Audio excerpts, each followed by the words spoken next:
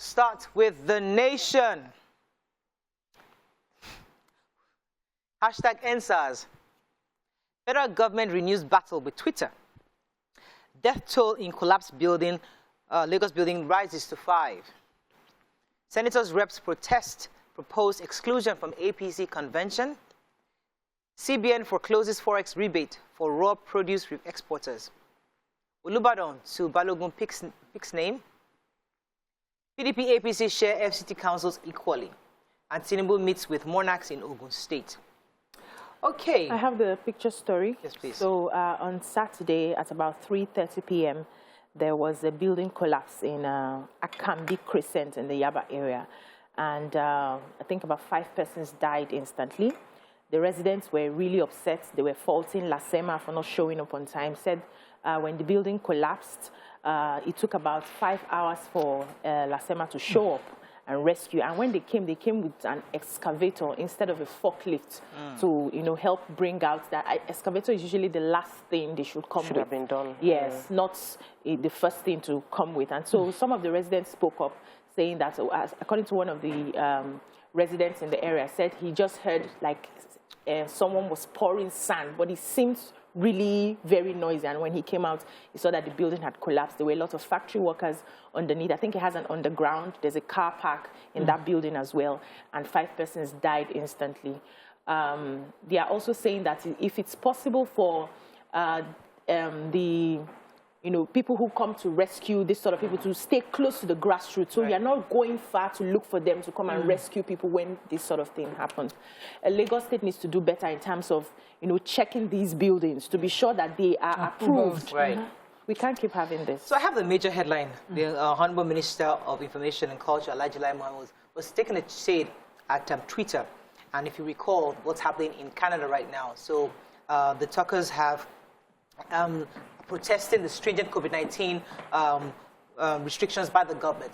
And according to Alhaji, that the government of Canada has taken some really hardline tactics to prevent them from pulling down or crippling the economy, which they already done. And he's now saying that this is a double standard with Twitter, because when it happened in Nigeria during the hashtag NSAS, we call these protesters, the hoodlums actually, who burned down buses, infrastructure, pulled down things, we call them peaceful protesters. Here in Canada, if we recall, that happened in the US, we call them insurrectionists, we call them terrorists, and Canada is taking some hardline tactics against these guys. And this was what government was trying to do, where we now, that Twitter was also speaking against the protesters, in this case, in Canada. Twitter is actually also supporting the government against the protesters. So he's saying that this is double standard. When it was our turn, we made it look as if with the government, how the problem is Africa, that we should always, we should look at this and understand that you have a country first. People would have agendas to destroy other countries. But when it comes to their own country, they put their best foot forward, and they will never pull down their own country or their own government in the name of this kind of protest. So he was just saying that we need to be wise. I totally agree with him. When it's Africa, I don't know why the words always change. Meaning of words and all of that. We saw what happened in the US. If it had happened here, they would have joined to come and help us to rescue and then take over countries. What France is doing now in Burkina Faso doesn't make sense also.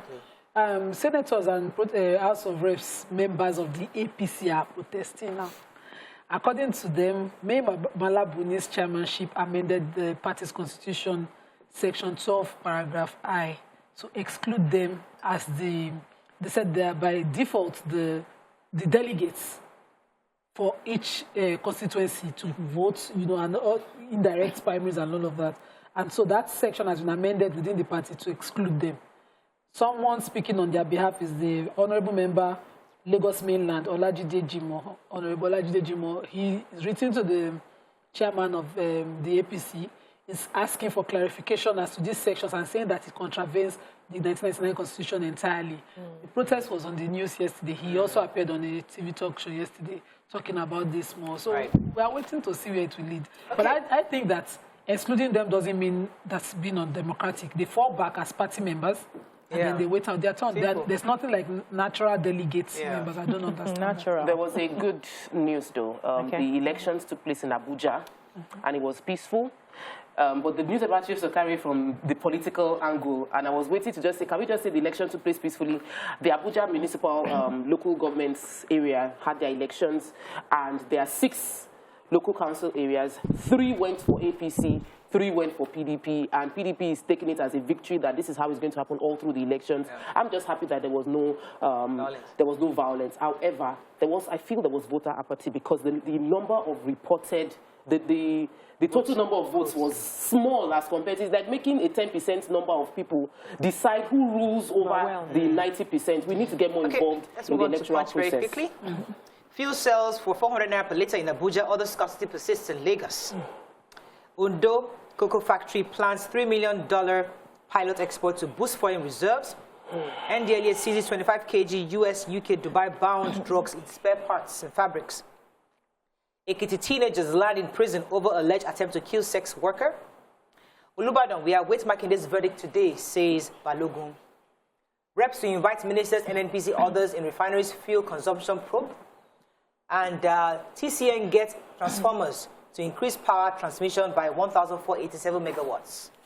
Okay, which story are we starting with? Human interest. Ekiti State Chief Magistrate Court, Ado Ekiti, remanded 2 teenagers, Oluwa Timileyin Afolabi and Kehinde Mustafa. They are both 19 years of age in a custodial center for allegedly attempting to murder a 23-year-old lady. So this lady in her witnessing is a sex worker, and Timileyin used to be her customer. So that particular day, he called her and said she should meet him up somewhere. And it was, I think, about 8:55 p.m. When she got there, they were walking, and then he moved backwards and tried to strangle her from behind. Then she said she was unconscious at the end of the day. By the time she opened her eyes, she saw blood gushing out of her mouth. Thankfully, there were passers-by who, rescued her. And the 2 guys, so while they started investigation, they realized that he wasn't working alone. There's another Kehinde, another 19-year-old who was the herbalist. So probably they wanted to use the poor girl to do money rituals. They've been remanded in court. The case is adjourned to March 10. All right, so NDLEA, they're still working, and we've got to give these guys an award. Yeah. All the workers at NDLEA. So they caught this man, an Indian businessman. His name is Vayapak Nutal, was been taken into custody for smuggling 134,700 bottles of codeine syrup into the country. Wow. And he was looking for a buyer to come, off-takers to come and take. Isaka was said to have loaded the consignment in Cotonou, Benin Republic, and was found in the Niger Republic border. And also, there was another one. He was actually en route to Sokoto to go and sell. Now, there was another attempt by another smuggler to export large quantities of heroin, meth, cat, tramadol, and cannabis through the Murtala International Airport. They were also intercepted the consignments also intercepted. And they had names, and I think they arrested a man called Felix Isemokai with 1.7 kg heroin by trying to board the Royal Air Marco to Casablanca, Morocco. The NDA has also busted quite a number of other people, but I'm happy that they are busting out this guy. But you see, I think the more they have out there bust, the more people come use different techniques. When the NDLEA boss was here, it mentioned that they must go at sensitizing people. Activities that encourage the use of drugs should also be attacked. There's a recent video of Mommy Gio admitting to, be dealing in drugs and saying Pakan was entering her account and it was due to drugs. Such statements. She still hasn't been picked up. If it is Senate claims, you have somebody pick her up and question that.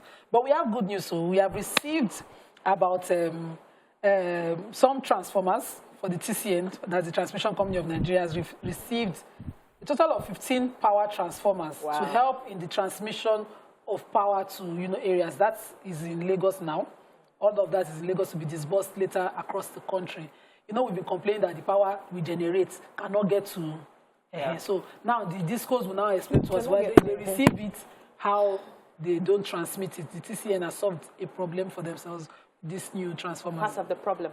So I have to go on a break. Okay. You want to take a quick? I have a minute. Go ahead. Okay. So cocoa is a major export for Nigeria, and it's been on the decline. Hit the lowest point in 2017. But the company, John Vance, the CEO is Mr. John Alamo, has made a promise with a new factory. Speaking at the cocoa organization show, mentioned that they are going to be exporting their current export that they want to push out to be $1 million. This is huge plus for our economy. They intend to use cocoa to generate more exports. Complain a bit about the fact that the cocoa international market price has not gone up, but the local price has gone up, and that they want to bridge the gap by increasing value addition. I've always said there is room for value addition in the value chain. If we are exporting pure raw material, we don't make enough money. So this is good that the company is being set up now to add value and sell at the peak of the cocoa industry. Okay, let's go on a quick break. When we come back, we'll continue with the review. Stay with us. We'll be right back.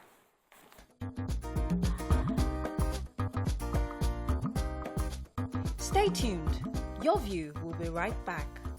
Thanks for staying with us. Moving on to Daily Sun. Tension as ASU prepares for full-scale strike. Fuel scarcity worsens, station rock out of stock in Abuja and Lagos. 2023 presidency, Northern Youths back Governor Umahi. Constitution supports zoning, Vanguard replies Atiku. FG to sanction airlines over flight delays.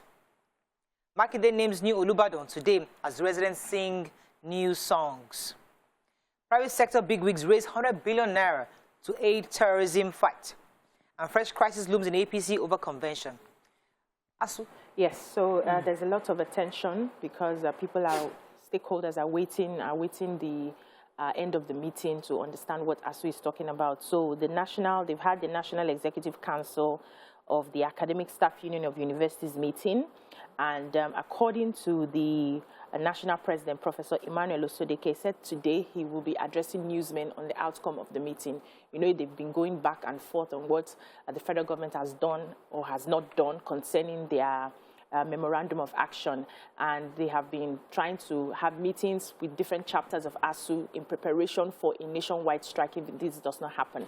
But they are saying now that they would likely have like a few days of strike, to just like a warning strike in case the federal government does not respond. And if they go ahead and not respond, they will now go out on a full-blown strike. Some university students are complaining that this is going to take them back again. Academically, they have lost a lot of sessions. Everybody's struggling to get it. Some stakeholders are complaining and asking if there's any other way that the federal government and ASU can come to an agreement without having to go through this. Today we strike, tomorrow we do not strike. So we're waiting for the outcome of the meeting today. All right, so COVID, remember they were the coalition of private sector businessmen who were willing to support the COVID-19 pandemic in Nigeria at the time, but now they're saying they're going to be supporting the Nigerian government with 100 billion naira again, to support the fight against terrorism and other civil disturbances. According to Mr. Tony Elumelu, the chairman, UBA Group, he was making this announcement and was having a meeting with the governor of the central bank, Mr. Emefiele, saying that the private sector meets every Monday and they can actually get quite a number of players to come together and get this funds to support. And I think this is part of what Emefiele was saying us a week back, saying that there will be about 10% increase in funds into the agricultural sector. So we're excited about that, and he's saying that they're working with other key partners and to raise this money on vaccination. They supported Nigeria in vaccination acquisition and quite a number of other things, and they're willing to partner with Nigeria. So I'm happy that according to these private sector, these COVID members, Governor of Central Bank has been doing a good job to sustain the economy and to bring us back into function economy, but they're going to do what they can to support him the best they can. Okay? Let me take a political story. A chieftain of the PDP, who was former commissioner for information in Edo State, Kasim Afegwa, was speaking yesterday that the 1999 constitution supports zoning. He was speaking to support the fact that people are saying zoning is not constitutional, zoning is not in our law, that how come up until now we have followed a system of zoning where every time the president comes from one area, the vice president comes from another area, the speaker comes from another area, and it's been like that, and that the North should calm down their attempt at going for presidency at this time, that because it will spell political doom for the nation, they should let things go the way it's always been, and it should be zoned to the south. That was his statement, and we're waiting to see. Exactly. Yes, this is the time you want to throw it away. All right, another story. Imposed sanction on airlines. So the National Assembly Joint Committee on Aviation are vexed on our behalf, and they are legitimately so. They are going at the domestic airlines, saying that their incessant flight delays and flight cancellations must stop. That they are looking at empowering the Civil Aviation Authority (NCAA) to grant permissions to foreign airlines if they are interested in doing local flights to take over doing local flights. And I like that the NCAA Director General did not bother to defend like a Nigerian government. Captain Musa says he admits, that what they've been doing is wrong and that this is true, that the allegations against them is true, but he also commits to improve in work, talking to the domestic airline operators to improve work, and that their agency will do more to push them to do the right thing. Flight cancellation and all of that are serious matters that affect people's schedules and commitments across where they're going. So there must be consistency in that business. Okay, let's move on quickly to the point. Electoral Act, Buhari's body language, not for credible polls in 2023, says critics. Horror times loom as AFG embarks on tax spree to boost revenue. Fake Nigerian-American scams husband seeker absconds with 3.5 million. Hey. Nobody can stop or utilize re-election on July 16th, says Akere. Okay, let me have this young man. His name is a 35-year-old Lucky Chukwu at Oshogbo Magistrate Court. Was arraigned for allegedly fleecing with 3.5 million from a Nigerian, Spain-based woman. Her name is Linda Edo, yes. And she's based in America. So he fraudulently collected 3.5 million naira from her. Claiming to be an American. Yes. A Nigerian American. And she was looking for a suitor, hoping that this is his newfound husband. But when she was unable to have access to him, they traced him to Oshogbo, yes. And they were able to arrest him. And I'm so happy that this is where police wants to work in Nigeria. They work. They work. Oh. They found this guy and he's been arraigned in court. I'm so happy about that. And of course, the police prosecutor said that the accused person committed offenses contrary to and punishable under the section 422 of the Criminal Code. So he would definitely be convicted. Any other story in point? Yeah, so harder times would loom as federal government embarks on tax to boost the revenue. So the challenge is that the Point did their investigation based on the numbers, was supposed to remove subsidy, and that would have saved Nigeria 3 trillion naira for this year, which would help to cover the huge deficit that we could not even borrow to cover.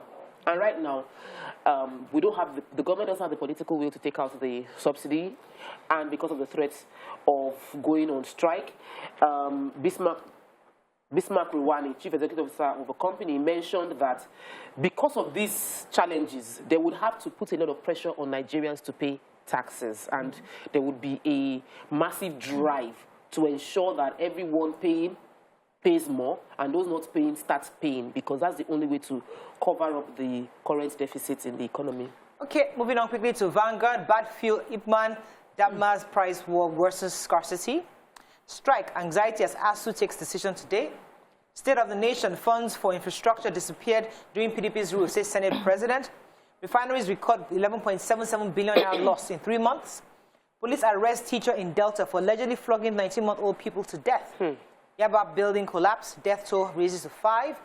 And the members to Buhari don't allow presidential aspirants hijack APC convention. Okay, we're taking the baby a bit later because it's quite about our hot topic. Okay. But who has another story there? I was going to take the state of the nation. So, Senate President Ahmed Lawan was speaking yesterday, justifying our president's borrowing money for infrastructure. And he was speaking, I think, as there was a lawmaker representing Osun East, Senator Francis Fadausi, who lampooned the Buhari government for borrowing excessively. And he was saying, listen, the previous government collected money and they did nothing, and there was no infrastructure. That we had a few choices: don't borrow and nothing gets done, or borrow and get things done with the infrastructure. So they had to borrow because they couldn't accept the option of not doing anything at all. So they borrowed, and they're actually building and infrastructures that eventually would last, and then be able to have returns on investment on this infrastructure. So he was just lampooning the past government or administration for not doing any sustainable infrastructure while they were in government for the past 16 years.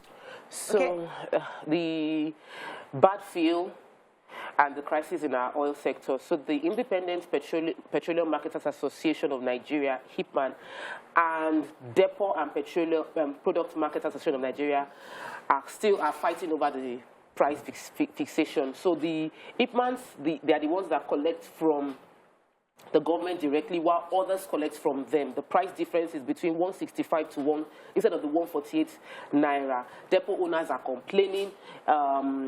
The investigation is showing that filling stations are getting exhausted. We're exhausting the supply within the filling station, and the flow is not going to the marketers and distributors. So we might be having crisis. I know that the government is trying to say that there won't be fuel crisis, but they need to resolve the problems between Hipman, they need to resolve problems between DAPMA, and ensure that we avoid fuel crisis at this point.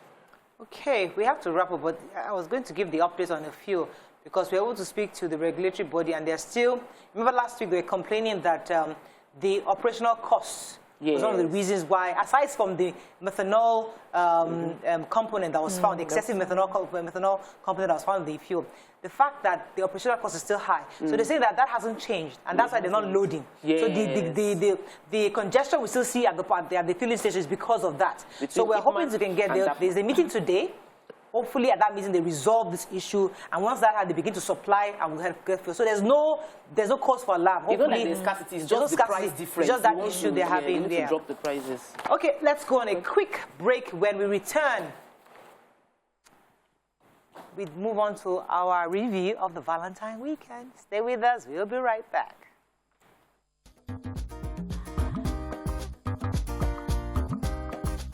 Stay tuned. Your View will be right back.